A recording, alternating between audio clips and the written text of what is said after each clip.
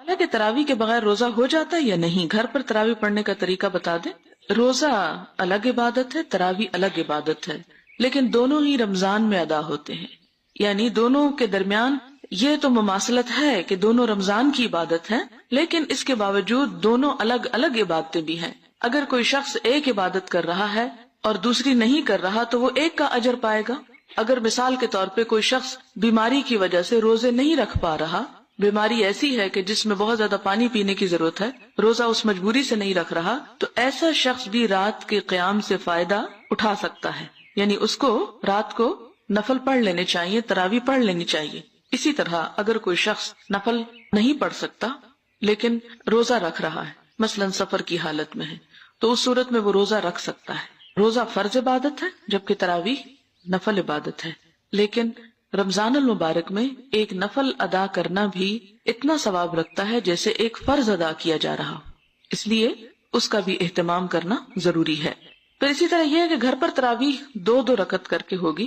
کوشش کریں کہ جتنی صورتیں آپ کو زبانی آتی ہیں وہ ساری کی ساری آپ پڑھ لیں۔ آپ یہ بھی کر سکتے ہیں کہ ہر 2 رکعت میں ساری صورتیں پڑھ لیں تاکہ آپ کا قیام لمبا ہو جائے، اور اگر آپ قرآن کھول کے پڑھنا چاہتی ہیں تو اس کے لیے یہ ہے کہ ساتھ ایک ٹیبل رکھ لیں جس پہ آپ سپارہ جو آسانی سے رکھ اور اٹھا سکیں، تو قیام میں آپ سپارہ اٹھا کے کھول کے پڑھ لیں اگر آپ کی قرات ٹھیک ہے، اور اگر آپ پڑھتے بھی غلط ہیں تو پھر آپ کیا کریں گے مسکین، تو اس صورت میں تو فائدہ کو خاص نہیں ہوگا۔ اس لیے کوشش کریں کہ آپ وہی صورتیں پڑھیں جو آپ کو اچھی طرح آتی ہوں، اور کوشش کریں کہ آپ اپنی زندگی کا کچھ وقت لگائیں کہ آپ اس بات کو اچھی طرح سیکھ سکیں۔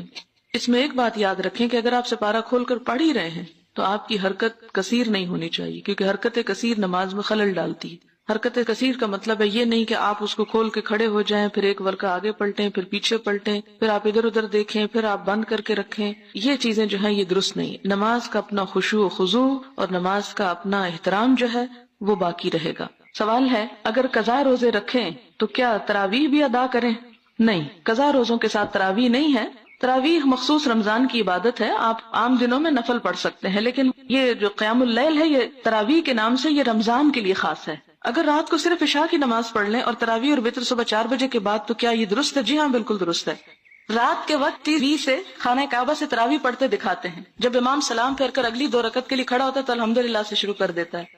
اس میں یہ ہے کہ عموماً آپ نے دیکھا ہوگا کہ اللہ اکبر کے بعد ایک اور بڑی سی اللہ اکبر ہوتی ہے، اور امام تو اپنی اللہ اکبر کہہ کے شروع کر دیتا ہے کام، اور الحمد سے پہلے وہ مختصر پڑھ لیتا ہے۔ اور پھر آپ دیکھیں کہ ثنا بھی مختلف طرح کی ہیں، ہو سکتا ہے کہ وہ مختصر ترین کوئی ثنا پڑھتا ہو، اس لیے بہت تھوڑا فاصلہ معلوم ہوتا ہے، اور وہ شاید لوگوں کی سہولت کے لیے بھی ایسا کرتے ہوں گے، کیونکہ اتنے کراؤڈ میں اگر بہت لمبی لمبی نمازیں پڑھی جائیں تو مشکل پیش آتی۔